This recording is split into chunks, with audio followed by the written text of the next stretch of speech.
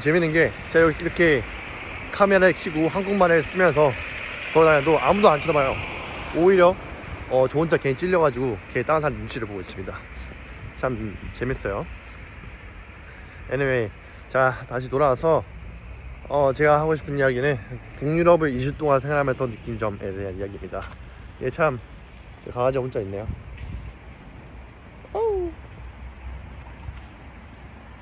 이게 참 혼자 있으면서 그래도 또 이렇게 여행하면서 하고 싶었던 말이 많았나 봅니다. 이렇게 혼자 있는 시간이 찾아오기만 하면 카메라에 가서 얘기를 하고 싶어요. 오케이, 그래서 하고 싶은 얘기 뭐냐면 북유럽에서 지내면서 느낀 거, 특히 이 파리부터 시작해서 리투아니아, 라트비아, 에스토니아, 그리고 어디야? 네, 핀란드, 스웨덴, 노르웨이, 덴마크까지 총 유럽 8개 나라에 한 2주 동안 조금 속성으로 맛보면서 느낀 건, 이 사람들은 인생의 초점이 삶 그 자체에 맞춰져 있다라는 느낌도 들어요.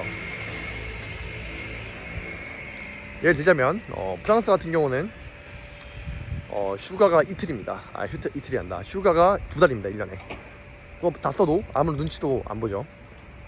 그리고 뭐 아까 제외한 그 북유럽 6개국, 7개국은 굉장히 그게 잘된 나라죠. 복지가 잘 되고 있는 나라죠. 그렇기 때문에 뭐 덴마크 같은 경우에서는 대학생이 되면 매달 180만 원씩 월급도 주고 학생한테, 그 외에도 뭐 병원비 공짜, 그리고 또 뭐가 있을까, 병원비 공짜, 그리고 이런 교육에 대한 교육비 무료, 그런 것도 있어요. 보면 이 나라가 지향하는 걸 보면 좀 건강하게 교육받으면서 인생을 살아가는 것 자체를 되게 지향하는 것 같습니다. 전체적인 나라들. 그리고 또 그런 과정들 속에서 너무 일만 하면서 시간을 보내는 게 아니라 일도 하되 이 가족들과 보내고 나 혼자 시간을 보내고 함께 어울려서 살아가고 사랑하는 데 시간을 보내는데 훨씬 더 집중하는 분위기를 만든 느낌이에요. 이게 좀 재밌어요. 제가 그러니까 파리 전에 여행했던 도시는 이제 보스턴, 뉴욕, 두바이, 방콕이었죠. 이 나라들의 공통점을 좀 보자면 보통 열심히 성장을 하고 있는 나라고 성장에 대한 이게 많습니다. 전 분위기 자체가 되게 활발하고 성장하고 되게 치열업하고, 한국도 마찬가지죠. 그러다 보니까 이렇게 지내니까 이렇게 말하면서 또 생각난 건데, 유럽에서는 제가 혼자 있어도, 사실 뭐 북유럽에서 그렇게 혼자 오래 있었던 건 아니지만 이 유럽에서 보낸 시간과 이 미국 쪽, 중동 쪽에서 보낸 시간들이 합쳐보면 훨씬 더 여기에 좀 처지는 느낌이 있어요. 나쁘게 말하면 처지는 거고, 좋게 말하면 고요하게 삶에 집중한다라는 의미일 수도 있을 것 같아요. 사실은 저는 빨리빨리 그리고 성장에 미친 한국에서 평생 살았기 때문에 이런데 오니까 조금은 처지는 느낌도 들고 조금은 어색합니다. 낯설어요. 그래서 좀 생각을 많이 해보게 된 것 같아요. 삶이란 무엇인가. 여기 보면 또 어제 덴마크 시내 어제 파티할 땐 또 안 그랬지만, 물론 항상 변수나 예외는 있는 거니까 그건 제외하고 좀 이 전반적인 이 시내 분위기가 뭐 이것도 케이스 바이 케이스겠지만 훨씬 더 조용하고 평화롭고 안정적이면서 여유로운 분위기가 있어요. 모두가 그런 건 아니고 모든 부분이 그런 건 아니지만, 그러다 보니까 여기서 있으면서 느끼는 게 인생이란 무엇인가 도 한번 느껴보고 그러고 있네요.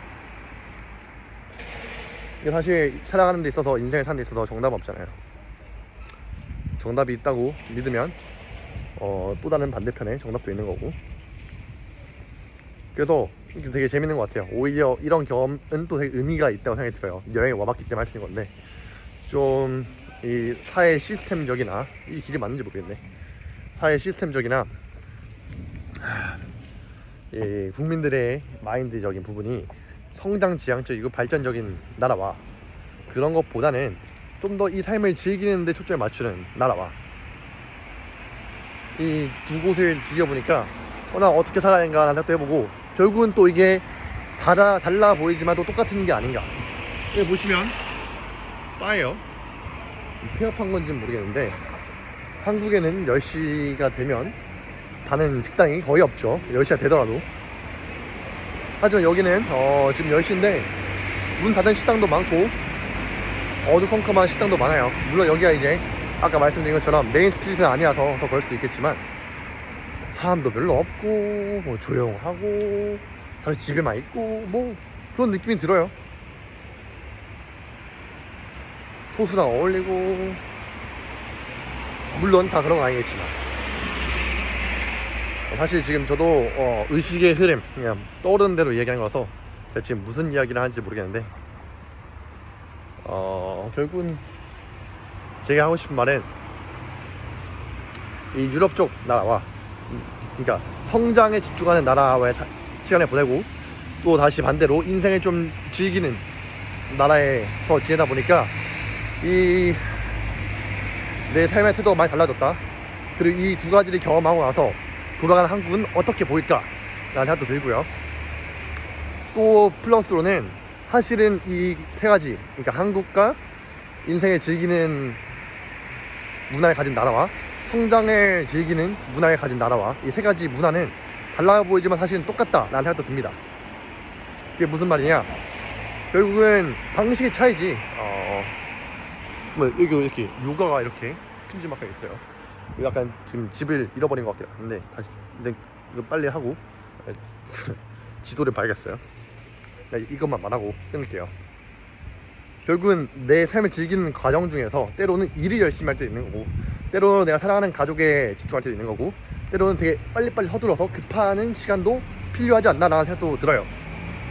결국 그게 다른 게 아니라는 거죠. 결국은 내 인생에 있어서 최대한 집중을 하고 그 집중력을 바탕으로 노력하는 과정에서 일을 할 때도 있고 쉴 때도 있고 빨리빨리 할 때도 있는 거지, 이거를 오히려 구분하는 것도 잘못되지 않나 라는 생각도 듭니다.